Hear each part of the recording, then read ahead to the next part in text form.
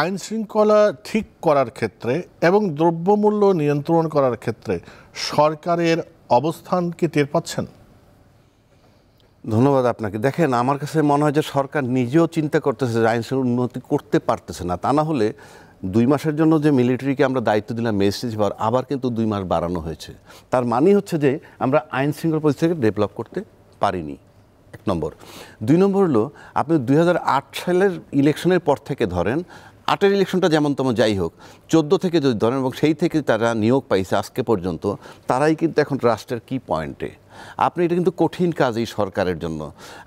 আমি সরকারের ব্যর্থতাও বলবো না, বাট সরকার কিন্তু পরিষ্কার নন কোঅপারেটেড বাই দ্য অ্যাডমিনিস্ট্রেশন এবং আপনি সিভিল সার্ভেন্ট যারা আছে, আপনি অফিসে ঢুকে দেখবেন সবাই কিন্তু ওই যে তত্ত্বাবধায়ক সরকার 3 মাসের জন্য যদি আসে, নির্বাচন যেভাবে করে একটা রুটিন কাজ, সেই রুটিন কাজের মতো আপনার কথাবার্তা বলে চলে যাবে।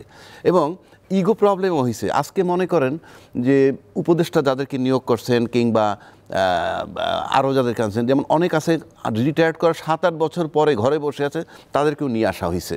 আবার আপনার তরুণ সমাজের অনেক ছেলেকে উপদেষ্টা বানানো হয়েছে। তরুণ সমাজ তাদের যে আন্দোলন, তাতে তারা এটা একটা অংশীদারিত্ব পাইতেই পারে, সেটা নিয়ে আমার কোনো কথা নাই। কিন্তু যেহেতু ইউনূস সাহেব বলছিলেন ছাত্ররা আমার নিয়োগকর্তা, সেক্ষেত্রে এই ছাত্ররা কিন্তু একটা কঠিন আবেদন তুলছিল, আবদার তুলছিল, বিশেষ করে ফারুকী আর বশির সাহেবের ক্ষেত্রে। আমার কাছে মনে হয় এটা এখন ইনি বাদ দিলে হয়তো ওনাদের ইগো প্রবলেম হইতে পারে, সিস্টেমের প্রবলেম হইতে পারে, কেবল নিলাম তারপরে ছেড়ে দিব, কিন্তু নেওয়ার আগে চিন্তা ভাবনা করা উচিত ছিল। আমি যদি খুব ভালো করে চক্ষু বন্ধ করে ভাবি, আপনি জাস্ট ভাবেন না, আপনি কল্পনা করেন উপদেষ্টাগুলো ইউনূস সাহেব, আসিফ নজরুল, এরকম কয়েকজন বাদ দিয়ে চক্ষু বন্ধ করে ভাইবে দেখেন যে তারা ক্যাবিনেট চালানোর মতো লোক কিনা। এটা খুব ইম্পর্টেন্ট, কারণ আপনার যেই গণ অভ্যুত্থানের পরে যে জায়গাটা আসছি, সেখানে কিন্তু একটা বিপ্লবী মনোভাব থাকতে হবে। আমি বলছি না বিপ্লবী সরকার, বাট বিপ্লবী মনোভাব থাকতে হবে। সুতরাং সেই জায়গাটা আমরা দেখতে পাচ্ছি না, এবং সামনে যে দেখব আমি সেই লক্ষণও পাচ্ছি না। কেন বলছি, যেমন ধরুন ওর নাম কি, আসিফ মাহমুদকে সম্প্রতি আপনার দায়িত্বটা দেওয়া হয়েছে।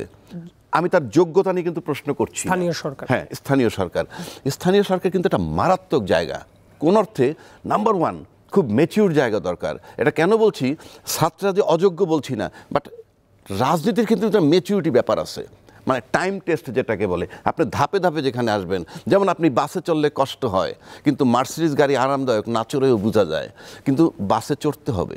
সুতরাং এই যে গণভবন আরামদায়ক, কিন্তু গণভবন যাইতে যে কাঠখড় পোড়াইতে হয়, সেটা কিন্তু যারা রাজনীতিবিদ তারা বোঝে। সেই অর্থে বলছি, আপনি আজকে আসিফ মাহমুদ, আমি আবারও বলছি তার যোগ্যতা নিয়ে আমার প্রশ্ন নাই, কিন্তু একদম গ্রাসরুট লেভেল থেকে সে কাজ করবে। সেখানে যে কত কিছু তাকে ফেস করতে আসতে হবে, লোকাল পলিটিক্স, লোকাল দল মত সবাই ভিতর দিয়ে, আমার কাছে মনে হয় যে এটা খুব টাফ জব তাকে দিছে। আমি জানি না কতটুকু ঠিক এইভাবে যে আমরা চিন্তা করি, প্রত্যেকটা জায়গায় কঠিনভাবে চিন্তা করা উচিত।